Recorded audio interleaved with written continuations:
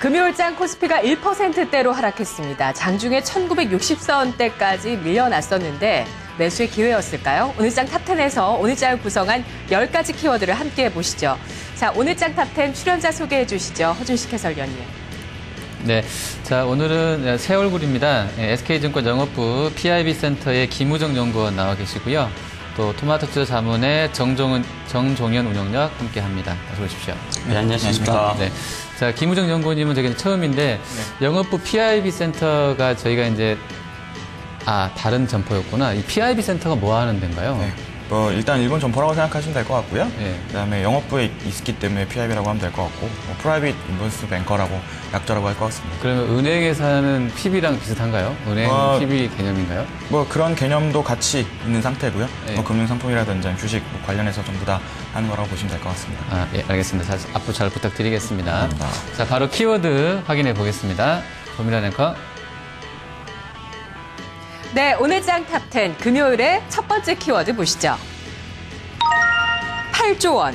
삼성전자의 2분기 영업이익 전망치가 올 봄에 9조 원대에서 현재 8조 원대 아래로까지 떨어지고 있습니다. 오늘 한국투자증권에서는 7조 9천억 원까지 전망치를 하향하기도 했습니다. 언론에서는 5년 만에 처음으로 삼성전자의 어닝 쇼크가 나올 수 있을 것으로 예상하는 기사들도 나오고 있는데요.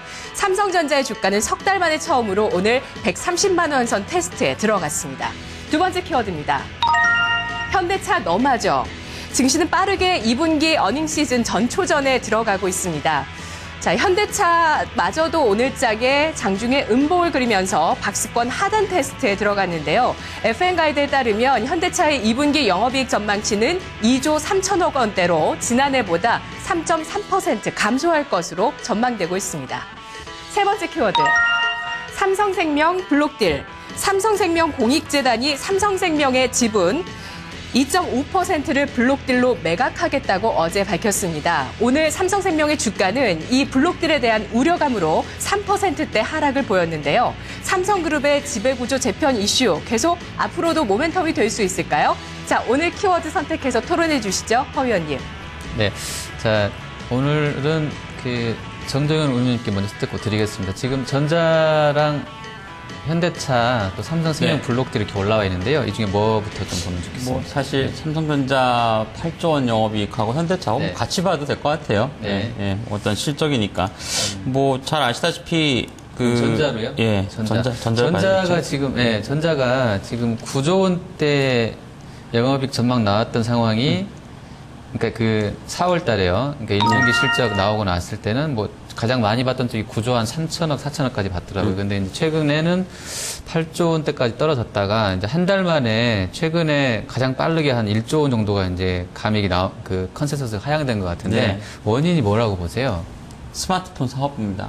그러니까 예. 지금 이제 그 당시에 4월 달에 9조 원대 영업이익 전망이 나올 때 스마트폰 사업부 쪽에서 당초 예상했던 영업이익이 한 6조 4천억, 6조 5천억 가량이고 지금 8조 원대 초반 7조 9천억 얘기가 나오기 시작하면서 영업이익 반감분을 제가 보고서별로 보니까 스마트폰 사업부의 영업이익이 5조 4천억에서 5조 5천억 줄었어요. 거기서 그러니까 1조까지 1조가 날라갔어요 지금. 거기서 1조가 줄어든 거라고 보시는 거죠? 쉽게 생각하시면은 얼마 전에 발매됐던 갤럭시 S5가 거의 안 팔렸다고 보시면 돼요. 그러니까 물론 안 팔렸다는 건 말이 안 되지만 예상보다는 당연히 덜 팔리는 거고 단적으로 사실 개인적으로 저도 스마트폰을 교체할 시기가 돼서 한번 바꾸려고 이제 여러 가지를 좀 재보고 했습니다만 결국에는 손이 좀 안 나왔거든요. 여러 가지 원인도 있었습니다만 그렇게 봤을 때 결국에는 우리나라는 사실 지난주에도 이제 비슷한 얘기를 드렸지만 친중국 계열에 있는 업종이 오르든 아니면 삼성전자가 오르든 해야 되는데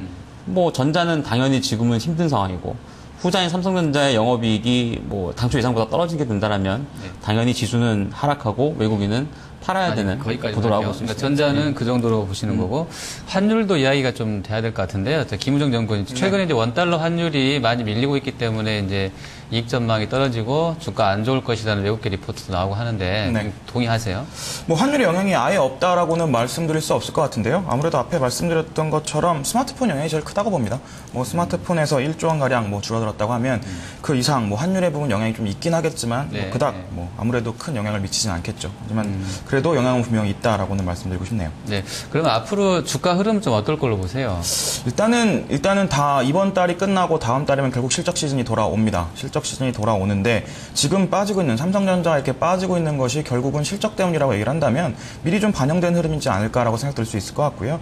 결국 뭐 소폭의 조금 추가적인 하락은 보일 수 있겠다고 하겠지만 다음 달부터는 좀 반등의 흐름을 보이지 않을까라고 예상을 하고 있습니다. 그러면 지금 구간대 사는 게 맞나요? 이 정도. 그래서 130만 원대 초반대 어떻게 보면 오히려 130만 원을 지켜낸 흐름이긴 한데요. 이 가격대가 좀 깨질 수도 있겠지만 그 이하의 가격대에서는 충분히 매수해볼 수 있는 가격대이지 않을까라고 좀 생각하고 있습니다. 네, 운영령님 어떻게 생각하세요? 업종 자동차, 전기전자를 조금 다르게 봐야 된다고 생각을 하는데요. 물론 그 최근 하락에 대한 단기 반등은 나올 수 있다고 보여지는데 워낙에 연말 환율 시장 쪽에 대한 전망이 상당히 좀 아래쪽으로 이 포커스가 맞춰져 있기 때문에 사실 최근에 증권사에서 나오는 그 전망이라든가 이런 거 보면은 자동차에 대해서는 내년을 예상하고 매수를 하자라는 얘기가 굉장히 많아요. 근데 저는 절대 반대입니다. 특히 완제품 업체 같은 경우는 계속 트레이딩을 해가시는 게 좋습니다. 샀다 팔았다 하시는 게 뭐 오히려 부품사를 같은 이제 중소업체 쪽으로 해서의 포커스를 맞춰 나간다면 괜찮다 보여지고요. 그래서 완제품은 저는 접근하지 않는 게 좋을 것 같고요. 삼성전자 결국에는 갤럭시 S5의 어떤 실망 매물이 나왔다라고 본다라면 뭐 이제 가을 봐야 되겠죠. 그러니까 노트4라든가 뭐 이제 추가로 나올 수 있는 신제품 라인업에 대한 기대감이 형성이 된다라면 결국엔 뭐 실적 발표가 한번 나와야 되지 않을까. 가격으로 봤을 때 저는 130만 원대 초반은 패스 이하. 125만 원권 정도를 아예 전저점을 한번 125만 원 직전 직전 저점을 한번 보는 것이 제가 볼 때는 더 현명하다 보여집니다. 금융정 연구원님 지금 좀 가능하다고 보시는 건가요? 지금 것 같아요. 한 130만 원 선이면 살 수 있다고 보시는 건가요? 저도 추가적인 하락은 좀 더 있을 거라고 생각이 듭니다. 뭐 당분간의 하락은 분명히 있을 거라고 생각이 들고 있을 것 같고요. 결국 말씀해 주신 것처럼 실적이 나와야 된다고 보고 있고요. 3분기부터는 좀 예상이 좀 바뀌지 않을까 싶어요. 3분기에 대한 실적 예상치가 또 분명히 나올 텐데 이제는 뭐 2분기가 바닥이라는 얘기들이 솔솔 나오지 않을까. 그렇다 그러면 그때 가격대는 뭐 130만 원대 이하의 가격대에 좀 위치해 있을 거라고 봅니다. 그래서 같은 의견을 좀 드리고 싶습니다. 네. 자, 삼성의 지배구조 변화 이슈. 이것이 지금은 좀 실적 시즌 들어가면서 주춤해지고는 있는데요. 그래도 뭐 여전히 삼성이 뭐 배당을 1%만 더 늘린다고 해도 그것만으로도 또 뭐 주가가 얼마 갈 것이다 했던 외국계 증권사 아직도 생각이 나거든요. 자, 그런 의미에서 또 중간 배당에서 삼성전자 어떻게 또 이달 말에 배당을 하게 될지도 주목이 되는데 그런 이슈들 계속 지속될까요? 종정현 운용령님 어떠십니까?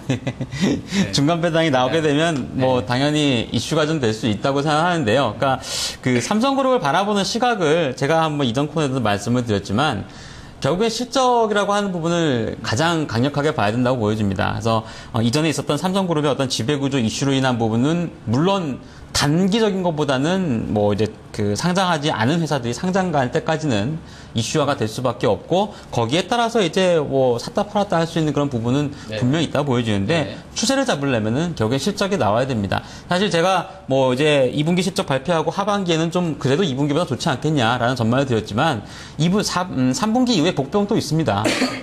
아이폰이 나오잖아요. 그러니까 지금 사실 이제 아이폰이 그 5인치 이상의 대형 디스플레이를 탑재하고 나온다라면은 그쪽으로 갈아타고자 하는 대기 수요가 어마어마하게 많습니다. 그 상황에서 과연 삼성전자의 어떤 그 다음 라인업으로서 또 대결 구도를 간다라면 제가 볼 땐 아주 기대할 수 있는, 즉 3분기 이후에 뭐 9조 원대, 10조 원대 영업을 복귀한다. 사실 이거는 진짜 전망 밖에 안 되고 실제로는 또 제가 볼 땐 까봐야 되지 않나라고 생각이 되기 때문에 뭐 조금 전기전자 업종이라든가 자동차 쪽에 대해서는 좀 보수적인 관점에서 보는 게 저는 좋다고 봅니다. 네, 알겠습니다. 자, 다음 키워드 바로 확인해 보겠습니다. 네, 다음 네 번째 키워드입니다. JP모간 중립. 외국인의 사자세가 이달 들어서 부쩍 줄었습니다. JP모건은 어제 한국 증시에 대한 투자 의견은 비중 확대해서 중립으로 낮췄습니다. 글로벌 경기 회복세가 한국 쪽으로 영향을 주지 못하고 있기 때문이라고 분석을 했는데요. 또 BOA 메릴린치에서도 한국의 투자 매력이 대만이나 인도네시아, 인도에 비해서 덜하다면서 투자 의견 중립을 제시했습니다. 외국인의 자금, 우리 증시에서 더 빠져나가야 될까요? 자, 일단은 안전자산으로 들어가고 있는 것이 보이고 있습니다. 5번째 키워드입니다. 1,300달러 회복. 대표적인 안전자산 금값이 이라크에 대한 우려감 때문에 간밤에 급등했고요. 1,300달러를 돌파했습니다. 뉴욕 선물 거래소에서 8월 인도분 금값이 3.3% 급등했는데요. 이에 따라서 오늘 우리 증시에서 고려아연이 52주 신고가를 경신했습니다. 6번째 키워드, 뷰티 한류. 뷰티 한류의 힘을 보여주는 일화가 있습니다. 아모레퍼시픽이 지난 2월부터 면세점에서 파는 제품의 인당 최대 판매 수량을 10개로 제한했습니다. 정말 많은 수요가 있는데 이게 공급이 안 따라줄 만큼 많이 팔린다는 거죠. 자, 오늘 아모레퍼시픽의 주가가 개장 초에 14.9%까지 치솟으면서 상장 이래 최고가를 기록했는데요. 일단 단기적인 슈팅이라는 좀 그런 측면도 없지 않겠습니다만 오늘 증시에서 중국 모멘텀이 있는 화장품주 주가의 강세 돋보였습니다. 7번째 키워드, 네이버와 다음. 오늘 조정자 속에서 시가총액 상위 종목 10가지 종목 가운데서 유일하게 빨간불을 켰던 상승했던 네이버. 오늘 주가 78만 원대 후반에서 마감이 됐습니다. 증권가에서는 여전히 라인의 성장성과 또 해외의 라인 그 상장에 대한 모멘텀을 기대하고 있는데요. 그리고 코스닥 시장에서 다음 참 돋보였죠. 오늘 장중에 10% 이상 급등을 했습니다. 크레디트 스위스에서 목표 주가 12만 5천 원을 제시하면서 이 M&A에 대한 시너지에 대한 긍정적인 평가했습니다. 자, 그렇다면 이 가운데서 어떤 키워드를 토론해 볼까요? 허준식 해설위원님. 네. 자, JP모간의 중립, 또 뷰티 한류까지 나와 있는데요. 자, 김우정 연구원님 오늘 이 중에 어떤 키워드 좀 보면 좋겠습니까? 뷰티 한류 쪽을 좀 얘기를 해보려고 하는데요. 네, 화장품 얘기인가요? 네, 화장품 얘기를 들 수 있을 것 같은데. 네, 화장품 관련주들 요즘에 상당히 주가가 좀 많이 올랐습니다. 체크를 좀 해봤더니 아모레가 이제 오늘 상한가에서 한호가 모자란 14.9%까지 올랐다가 사상 최고가 경신했는데 종가는 좀 많이 밀려서 나왔고요. 그리고 코스맥스도 분할 재상장 후 신고가, 그리고 콜마홀딩스도 역시 신고가였었고요. ACT도 이제 오늘 이렇게 마감이 됐으니까 종가 기준으로 신고가 경신했는데 역시 실적에 대한 기대감으로 봐야 되나요? 이렇게 올랐던 이유는? 실적에 대한 기대감도 있겠지만 결국 중국 내에서 한국 화장품 판매 비중이 확대된다라는 얘기인 것 같은데요. 앞에서 면세점에서 대한 얘기도 해주셨는데 지금까지 그 중국 관광객들이 와서 국내 면세점에서 화장품을 거의 싹쓸이하다시피 하는 듯한 모습을 보여주고 있고, 그리고 전체 판매 순위만 놓고 본다고 하더라도 아모레퍼시픽 같은 경우는 좀 가장 강한 흐름을 좀 보여주고 있는데 면세점에서 1등부터 5등까지 브랜드 내에서 4개가 아모레퍼시픽 브랜드라고 합니다. 네, 그런 정도로 할 거로 보면 중국인들이 그만큼 화장품을 사고 있다라고 보면 될 것 같고요. 그리고 국내 면세점뿐만이 아니라 그 중국 내에서도 지금 이니스프리 같은 경우는 확장을 하고 있다라는, 오프라인 매장도 확장을 하고 있다라는 점, 결국은 이제 국내 시장에서는 넘어서서 해외 시장에서의 실적이 나오는 것들, 그런 것들에 대해서는 아무래도 중국 내 판매가 커지기 때문에 커질 수밖에 없는 상황이라고 볼 수 있을 것 같고요. 중국 시장이 규모가 굉장히 큰가요? 얼마 정도나 되나요? 제가 직접 봤을 때는 아직까지 그 중국 내에서 화장품을 사용하는 인구가 많이 적다라고는 합니다. 하지만 시장 규모로만 놓고 본다라고 그러면 세계에서 한 2, 3위권 정도로 되는 걸로 알고 있고요. 45조 원 정도로 되는 걸로 저는 좀 알고 있는 상태인데. 45조 원. 예, 그 정도로 되는 걸로 알고 있고요. 그 원이 우리나라 돈 원인가요? 그렇죠. 예, 우리나라 돈으로 45조 원. 예. 그리고 지금 아모레퍼시픽만 놓고 본다고 했을 때 아시아법인에서의 실적이 작년에 4,653억입니다. 근데 올해 지금 나오는 게 7,699억, 거의 더블 이상 나오는 그 정도의 실적을 아시아 지역에서만 지금 나오고 있기 때문에. 영업이익 기준으로요? 예, 그렇습니다. 그렇기 때문에 이러한 것들을 놓고 본다고 했을 때 화장품주가 관심을 받을 수밖에 없는 상황이다라고 좀 말씀드리고 싶네요. 네, 지금 보면 코스맥스나 또 이제 한국콜마 이런 제품들 보면 이제 ODM 업체인데 이쪽들도 굉장히 좀 지금 고가권이잖아요. 예. 이쪽은 좀 어떻게 보세요? 사실 이제 같은 중국 모멘텀이라고. 저는 조금 시각이 좀 다른데요. 예를 들어서 이제 오늘 그 한국콜마에 대한 그 리포트가 하나 나오지 않았습니까? 근데 자세히 보시면 우리나라 국내에서의 매출액이 제 기억에 한 2,500억 정도가 나왔던 것 같아요. 근데 중국 법인 쪽의 매출액은 약간 360억? 그러니까 국내에 비해서 약간 한 8분의 1 정도밖에 안 되잖아요. 그러니까 아직은 그렇죠. 예, 아직은 이제 그렇다는 얘기죠.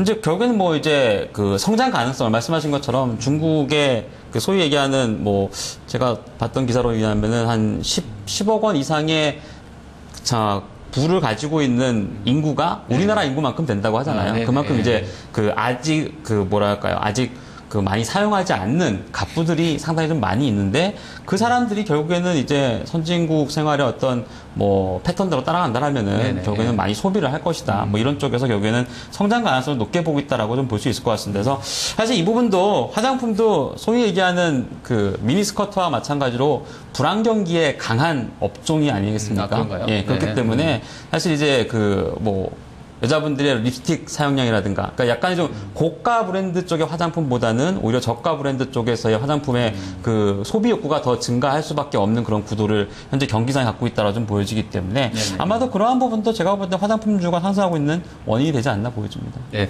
원료 쪽도 좀 보겠습니다. ACT 같은 경우도 괜찮았었고요. 또 바이오랜드 뭐 이런 쪽 오늘 또 코스온까지 이제 증권사에서 매수 리포트이 나왔던데 그 ACT가 조금 더 흐름은 괜찮은데요. 그 김우정 연구원님 이렇게 같은 원료 쪽 일을 하는데 ACT가 더 좋은 이유는 뭐라고 보세요?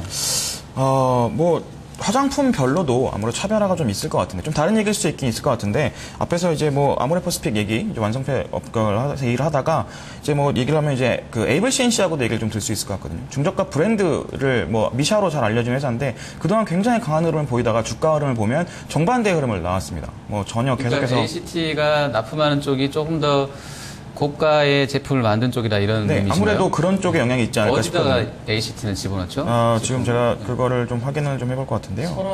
설화수. 예, 맞습니다. 아모레퍼시픽 건가요, 그게? 네. 거기 설화수의 원료를 들고 있는 게 ACT고, 그럼 바이오랜드 쪽은 어디다가 원료를 넣나요? 그쪽은 저도 진짜 그쪽 아니면 다른 쪽. 그러면 어쨌든 그러면 정리를 해보자면 원료주의 가격 차별화는 그 고가 제품 또는 저가 제품의 원료를 어느 정도 넣고 있냐에 따라 달라진다. 뭐 이런 쪽으로 될 것 같은데요. 자, 아모레퍼시픽이 이제 가장 코스맥스 포함해서 탑픽으로 최선호 종목으로 증권가에서 이제 이야기가 나오던데 제가 알기로는 아모레가 이제 지금 점유율 면에서는 한 14등으로 이제 밀려났다고 나와 있는데 한 2년 전에 10등 하다 14등으로 밀렸다고 보는데 그래도 역시 이렇게 잘 간다고 보는 쪽은 아무래도 중국 시장이 너무 워낙에 크기 때문이라고 좀 봐야 될까요? 운영님 어떻게 좀 보세요? 뭐 아무래도 그렇게 봐야 되겠죠. 일단 뭐 그 국내의 그 백화점 브랜드라든가 이런 것을 보게 되면 매장에 갔을 때 아모레 쪽에서 어떤 뭐 비중이라든가 이런 부분이 아주 크지는 않습니다. 사실은. 그리고 매출 비중 자체가 크지 않지만 국내 시장보다는 오히려 아모레 퍼시픽 같은 경우는 해외 시장 쪽에서 조금 더 많이 각광을 받고 있지 않나라고 좀 판단할 수 있기 때문에 중국이라든가 동남아 시장 쪽에서의 어떤 그 매출 비중 증가라든가 이런 것들이 확연하게 드러나고 있다라고 좀 볼 수 있을 것 같고요. 특히나 이제 그 지난해의 영업이익 자체가 한 4천억대가 좀 안 되는 그런 수준을 보여줬는데 네. 올해도 전반적으로 경기상이 좋지 않은 상황에서도 한 10여% 이상의 증가를 기록할 거 전망이 된다라면은 아마도 그러한 부분의 주가 상승세가 좀 진행이 되지 않나 보여집니다. 네. 자, 그리고 에이블 CNC 아까 잠깐 언급해 주셨다 제가 말을 끊었는데요. 네. 그 연구원께서 보시기로는 에이블이 이렇게 약한 이유는 뭐라고 보세요? 다른 쪽은 다 뭐 신고가 내고 가는데 에이블 CNC는 왜 이렇게 많이 밀리고 있나요? 판매가 안 된다고 보면 되죠. 뭐 미샤라는 브랜드 하나 가지고 굉장히 큰 상승을 보였는데 에이블은 유통업체인가요? 아니요, 뭐 화장품을 만들어서 미샤라는 브랜드를 가지고 제조도 하고 하고 있는 회사인데 그 비율이 어느 정도나 되나요? 에이블 CNC는?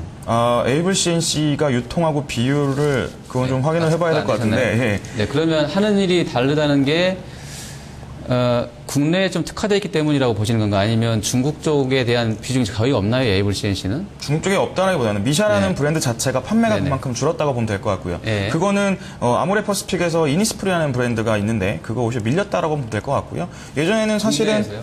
그렇죠. 국내에서뿐만이 아니라 해외에서도 마찬가지일 것 같고요. 해외 자체는 아직까지는 그렇게 크게 실적이 나오는 것은 아닙니다. 결국 성장성을 갖고 보는 얘기인데 결국 지금 얘기하는 건 면세점에서 판매되는 금액을 뭐 얘기 들을 수 있을 것 같은데 그 중에서 뭐 1등부터 5등 중에서 4개 정도가 다 아모레 퍼시픽 제품이라는 걸 보면 미샤 자체는 지금 판매가 뭐 크게 되고 있지 않다. 어떻게 보면 관심이 없다라고 볼 수 있을 것 같고요. 그런 것들이 실적으로 나온다고 미샤가 봅니다. 예전에 시총 1조 원 갈 때 잘 됐었었는데 그렇죠. 그게 안 되게 된 어떤 특별한 계기가 있었을까요? 뭐, 어떻게 보세요? 아무래도 중저가 브랜드들에 대한 관심이 많았었는데 화장품에 대한 화장품이 워낙 비싸다 보니까 요즘 중저가에 대한 브랜드에 대한 관심이 생기면서 그러면 그 아모레의 이니스프리는 중저가가 아닌가요? 아니요 같은 중저가 브랜드인데 네네. 중저가 브랜드들이 그만큼 많았다라고 보시면 될 것 같습니다. 생긴 게 많아진 거죠. 경쟁이 치열해지면서 같은 그 MS를 나눠 먹다 보니까 수익성이 그렇죠. 악화됐다. MS 자체를 나눠 먹을 뿐나라 오히려 뺏긴 상황이 돼버리니까요. 지금 상태에서는 뭐 매출 자체가 이렇게 크게 안 나오는 것 자체가 이런 주가의 흐름을 보이는 게 아닌가 그러니까 뭐 싶은데요. 이니스프리 같은 경우는 아무래 소속이니까 아무래가 이니스프리 말고도 다른 브랜드를 많이 갖고 있잖아요. 근데 AVCC 같은 경우는 미사라는 브랜드 하나밖에 없는데 그 미사가 여러 가지 이제 경쟁이 치열하다 보니까 밀려가지고 지난 분기에 적자를 한번 냈습니다. 그러니까 적자가 나면서 굉장히 주가가 빠르게 하락한 거고 어제 뭐 상한가 진입하긴 했지만 현재 평가로는 일단 2분기는 BP는 맞출 수 있다. 근데 하반기는 상대적으로 좀 불투명하다라는 평가를 많이 받고 있기 때문에 가격 메리트로 인한 어떤 뭐 단기 반등은 뭐 가능하겠지만 다른 이제 그 주가가 많이 올랐던 화장품 브랜드, 화장품 업체처럼 따라간다라고 보기는 좀 힘들 겁니다. 네. 사실 이제 마지막 질문 전략 드릴 텐데요. 제가 어제 그 오전 시간대에 출연하는 이슈 인사이드 그 코너에 출연해서 저는 화장품주는 안 된다고 봤던 사람이거든요. 근데 오늘 아모레가 상한가를 들어가는 바람에 제가 상당히 정말 시청자 여러분한테 죄송하다는 말씀을 좀 이 자리를 빌어서 드려야 될 것 같고요. 화장품주 전략을 좀 들어봐야 될 것 같은데 먼저 김우정 연구원님 화장품주 지금 만약 사야 된다면 또는 그러니까 이 구간대에서 따지기가 애매하다. 그러면 전략을 안 주셔도 되는데 네. 사야 된다고 그러면 지금 어떤 쪽이 좀 가장 나아 보인다고 생각하세요? 아무래도 지금 되는 쪽을 따라 붙어야 된다고 생각하고 있고요. 뭐 아모레퍼스픽이라든지 코스맥스 관련 종목들에 대해서는 뭐 AVCNC는 당연히 뭐 추가하기에는 어려운 부분인 것 같고. A블은 안 된다고 보시고 예, 저는 뭐 앞에서 아모레가 낫다고 보세요? 예, 그쪽으로 보는 게 맞다고 A블이 안 봅니다. 된다고 보시는 이유는 뭐 얘기해 드린 것처럼 뭐 매출이 나와야 일단 일단 그걸 확인하고 예, 가자. 나와야 될 것 같은데 지금 현재로서는 크게 돌아설 수 있는 상황이 있을지는 좀 의문인 것 같습니다. 우영영님은 어떻게 보세요? 지금 화장품주 저는 어떻게? 화장품주는 좀 전에 말씀드린 것처럼 전 방어주로 봅니다. 그러니까 경기가 안 좋아도 간다. 여성분들이 바르고 하는 거를 절대 포기하지 않거든요. 그러니까 뭐 현재 음식료주라든가 아니면 뭐 전기가스 업종이 좋은 것과 마찬가지라 보이기 때문에 화장품 업체는 여전히 간다라고 좀 보고요. 저도 비슷합니다. A블은 뭐 좀 확인해야 될 게 많아서 단기 급락에 따른 트레이딩 정도만 본다라면 나머지 뭐 이제 화장품 원료 업체군 뭐 코스닥에는 바이 업체지만 그쪽 업체라든가 뭐 코스맥스를 비롯한 뭐 약간의 좀 중가 브랜드 쪽에 아주 고가는 접근하기 힘들다고 해도 한국폴마나 코스맥스 정도는 충분히 공략이 저는 가능하다 중국을 보입니다. 보면 또 아주 고가가 낮지 않아요? 아까 뭐 10억 이상 있는 사람이 뭐 우리 인구수 4천만 거의 5천만 그렇긴 한데 개인 투자자분들께서 아모레퍼시픽 사기는 아마 좀 주저하실 거예요. 예. 그래서 오히려 이제 좀 절대 가격이 좀 절대 가격이 조금 보다 낮은 뭐 코스맥스라든가 한국폴마라든가 이런 쪽이 좀 날 것 같습니다. 네, 알겠습니다. 자, 여기까지 하고요. 마지막 키워드 군 확인해 보겠습니다. 네, 다음 키워드 보시죠. 8번째, 방어주 재부각. 오늘 코스피가 이달의 저점을 형성했습니다. 1960선까지 떨어졌었는데요. 지수가 하락 압력을 받게 되면서 방어주가 재부각되고 있습니다. 정종현 운용령님께서 화장품주를 방어주라고 강조해 주셨는데요. 또 어제 통신주 그리고 오늘 장에서는 KTNG가 1%의 상승을 보여줬습니다. 9번째 키워드. 중국 IPO 우려, 중국 증시가 대규모 기업 공개에 따른 수급 악화에 대한 우려감 때문에 주가가 나흘째 하락하고 있습니다. 중국의 증권가에는 중국 상해종합지수가 2000선을 내준다면 추가적인 급락 가능성도 대비를 해야 되지 않겠느냐라는 전략이 나오고 있다는데요. 우리 증시에서는 이것을 어떻게 바라봐야 할까요? 10번째 키워드 보시죠. 10번째, 일본 유턴입니다. 연초 일본 주식시장을 탈출했었던 외국인이 유턴하고 있습니다. 최근 자금 유입이 가속화되면서 일본 증시에서 외국인이 차지하는 비중이 사상 최고를 기록하고 있다는데요. 월스트리트 저널은 해외 투자자들이 일본의 경기 회복세에 대해서 긍정적인 평가를 하고 있다.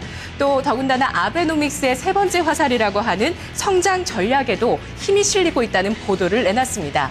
자, 우리 증시의 의미 있는 키워드는 뭘까요? 토론 시작해 주시죠. 네. 자, 정종현 의원님께 다시 한번 좀 드리겠습니다. 이 중에서 어떤 거 볼까요? 예, 뭐, 좀 전에도 말씀이 됐던 부분인데요. 방어주 쪽에 대한 부분을 좀 보는 게 좋을 것 같습니다. 보자고 하신 이유는 역시 주가가 떨어지고 있기 때문이죠. 지수가. 지수가 떨어지니까 보자는 거고요. 그 경기 전망도 좀 뭐 불확실하고 원화도 강하다 뭐 이런 쪽하고도 같이 연결해서 볼 수 있을까요? 뭐 거의 비슷할 것 같습니다. 뭐 좀 전에 이제 이거 말고 이제 뭐 중국 시장 IPO 때문에 떨어지고 뭐 이런 얘기도 많이 되긴 했습니다만 결국에는 뭐 시장 자체가 안 좋으니까 시장의 어떤 관심도라든가 이런 것들이 방어주 쪽에 좀 많이 쏠리고 있다라고 좀 볼 수 있을 것 같습니다. 그러면 아까 했던 화장품도 같이 방어주로 들어갈 수 예, 있는 거예요? 화장품도 그렇고요. 지금 이제 대표적으로 이제 통신주가 최근에 많이 각광을 받고 있잖아요. SK텔레콤. 저도 사실 방어주에 별 관심이 없습니다. 왜냐하면 워낙에 이제 뭐랄까요. 방어주가 좋으면은 시장 자체가 떨어지거나 해야 되니까 네.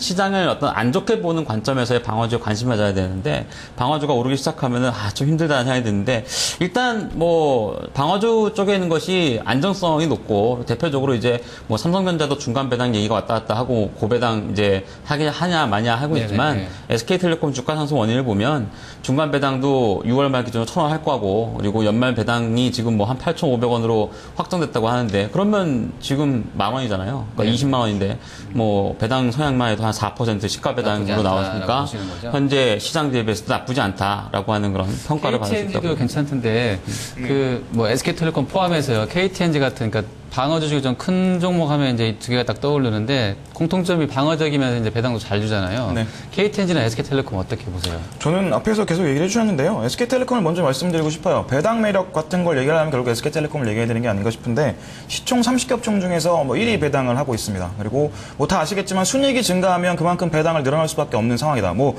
올해는 지금 결정이 된 걸로 알고 있는데 중간 배당 1,000원이고 뭐 연말에 8,500원. 뭐 내년으로 갔을 때는 이보다 더 나올 수도 있다는 얘기가 나오고 있거든요. 그 얘기는 결국은 순이익이 증가한다는 얘기인데 텔레콤 자체가 돈을 벌고 있고 그리고 여기다가 하이닉스 지분 가치까지 얘기가 되고 있으니까 결국은 뭐 배당 매력에 대한 거는 꾸준히 나올 수밖에 없는 상황이다라고 보여지고 있습니다. KTNG는 뭐 같은 맥락이긴 하겠지만 그래도 배당 투자에 대한 매력이라고 한다면 SK텔레콤이 좀 더 낫지 않을까 싶은데요. 그래서 그렇게 말씀드리고 싶네요. 네. 담배 가격 인상이 있기 때문에 KTNG는 그거 현실화될 때까지는 제가 볼 땐 오를 것 같아요. 그러니까 배당도 계속 높고 그 재료 가지고 거기다 이제 뭐 이번에 얼마나 오를지 확정이 되진 않았지만 뭐 이전에 했던 것보다는 좀 세게 오를 거다. 뭐 그렇게 보면 당연히 가격이 오르는 만큼 KTNG에 대한 수요 가능성이 있으니까 일단 결정이 될 때까지는 KTNG도 충분히 저는 가능하다 보여집니다. 네네.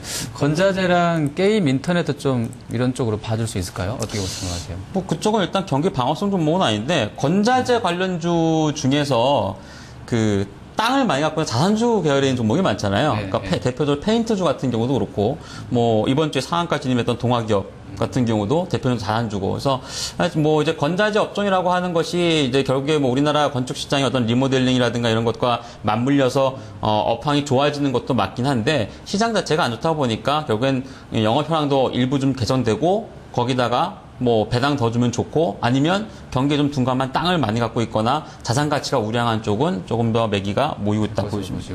마지막으로 하나만 더. 그 김우정 연구원께 여쭤볼게요. 섬유유복하고 종이목재 그리고 뭐 시멘트 이런 쪽이 사실 연간으로 차트 보면 올해 가장 많이 오른 업종이 섹터거든요. 이쪽들이. 이제 공통적인 점이 내수주의고 워낙 강세군이기 때문에 이제 우리끼리 잘할 수 있는 쪽 뭐 이런 쪽으로 정리가 될 것 같은데 섬유유복이나 종이목재 시멘트 쪽에서 혹시 보고 계신 종목 있으세요? 자, 섬유목재나 이쪽에서는 워낙 저는 올라왔다라고 봤고 그래서 관심 있게 지금 지켜보는 종목들은 없었는데요. 뭐 시멘트 업종 같은 경우는 없으세요? 지금 없습니다. 오영장님은 있으세요 혹시? 또 딱히 지금 그쪽에 관심 갖고 있는 종목은 특별히 없습니다. 네, 그러면 방어주 재부각인데 이게 물음표 달아주셨는데 이게 이제 앞으로 되기 때문에 사자는 건지 아니면 어떤 공략할 만한 종목이 있다는 건지 아니면 그냥 어떤 시장의 어떤 큰 흐름만 설명하자는 건지. 시장의 큰 흐름을 설명하고자 하는 쪽이 제일 높고요. 그리고 사실 이제 관심 있는 종목은 없으세요? 이 방어주. 저는 SK텔레콤 좀 관심 갖고 있습니다. 텔레콤이시고 그 연구원님은 어떤 쪽? 저도 방어주 관련 쪽에서는 텔레콤 말씀드리고 싶네요. SK텔레콤이고요. 네. 알겠습니다. 자, 여기까지만 하도록 하겠습니다. 네, 10가지 키워드를 모두 살펴봤습니다. 이 가운데 내일장 월요일까지 가져가실 키워드 골라보도록 하겠습니다. 자, 저는 오늘 첫 번째 키워드로 나왔던 8조 원, 삼성전자의 실적 우려감 아무래도 다음 주 시장에서도 계속 논의가 돼야 될 부분일 것 같아서요. 이 부분을 다음 주까지 가져가도록 하겠습니다. 정종현 운용령님, 다음 주 가져가실 키워드도 말씀해 주시고요. 하나로 짧게 네이버 다음에 오늘 강세에 대해서 어떻게 보셨는지 한마디 코멘트 부탁드릴게요. 네. 예, 저는 그 뷰티 한류 가져갈 건데요. 이게 꼭 화장품에만 국한된 것은 아니고요. 실적 좋은 중소형주다라고 생각하시면 될 것 같아요. 네, 자, 김우정 연구원님 어떤 것? 네, 저도 오늘 가져갈 종목은 뷰티 한류, 그러니까 뷰티 한류를 좀 가져가고 싶고요. 저는 아모레퍼스픽, 코스맥스 관련된 종목들, 이런 종목들 좀 가는 종목들 봐야 되지 않을까 싶습니다. 뷰티 한류로요? 네. 저는 뷰티 한류는 어제 안 된다고 했기 때문에 계속 안 되는 쪽으로 저는 도저히 비싸서 그 PBR 주고는 종목을 살 수가 없습니다. 그래서 일단 저는 오늘 키워드는 생략하고요. 저는 차라리 삼성전자로 좀 해보도록 하겠습니다. 삼성전자가 개인적으로는 단기에 아마 바닥권이지 않을까 좀 싶은데 좀 봐야 될 것 같습니다. 제 질문이 안 들리셨나요? 정정현 운영장님. 네이버와 다음의 상승에 대해서 코멘트 한마디만 좀 부탁드릴게요. 네이버와 다음 어떻게, 예. 왜 말씀 안 해주셨어요? 네이버와 다음. 네. 뭐, 다음이야, 이제, 뭐, 무서울 게 없는 2등이니까, 뭐, 제가 볼 때 주가가 어느 정도 상승하는 건 당연하다고 보여지고요. 네이버는 1분기에 기대치에 못 미치는 실적이 한번 나왔기 때문에, 뭐, 대체적으로 시장에서는 이제, 2분기는 그러면 좋아지지 않겠냐라는 전망을 내놓고 있습니다만, 저는 좀 다릅니다. 그러니까 네이버는, 미국 IPO, 라인 IPO 나올 때까지는 일단 뭐 저점에서의 방어력은 확실히 나올 것 같고요. 더디더라도 조금씩은 주가는 오른다라고 보고 있습니다. 저랑 같은 생각이시네요. 네. 마지막 때로 네이버를 좀 안 좋아하시잖아요, 그죠? 네, 네이버는 전 개인적으로 그렇게 썩 좋아하진 않습니다. 네이버 매매하는 사람도 별로 안 좋아하시고. 그죠? 네이버 매매는 안 하고 있죠. 알겠습니다. 자, 내일장 키워드까지 살펴봤고요. 공략주 바로 확인해 보겠습니다. 먼저 정종현 운영자님 공략주 어떤 거? 화장품이신가요? 네, 화장품 업체는 아니고요. 일단 뭐 키워드는 화장품인데. 키워드 화장품인데 제가 네. 말씀드렸다시피 그 실적 좋은 중소형주를 모자라고 하는 측면에서 갖고 와서 뭐 제가 지난주에 소개드렸던 삼천리 자전거도 한중한 동안에 좋았고 해서 오늘은 자동차 부품 업체 우리산업 갖고 왔습니다. 네, 우리산업. 뭐 잘 아시다시피 이제 테슬라의 납품 업체고 뭐 최근에 이제 그 테슬라의 특허 이제 해방 소식에 주가도 좀 많이 올랐고 테슬라 따라서 많이 올랐는데 그래도 올해 영업이익은 전년 대비했을 때에 약간 30여 % 이상의 증가 수치를 기록할 거 전망이 되는 만큼 완제품 업체에 비해서 중소부품재가 좋다라고 하는 것은 뭐 최근의 트렌드라고 보시면 될 것 같습니다. 뭐 자세한 공략 가격은 제가 오늘 장중에도 13,000원권 한번 추천을 드렸었는데요. 뭐 13,000원 전후면 괜찮을 것 같고요.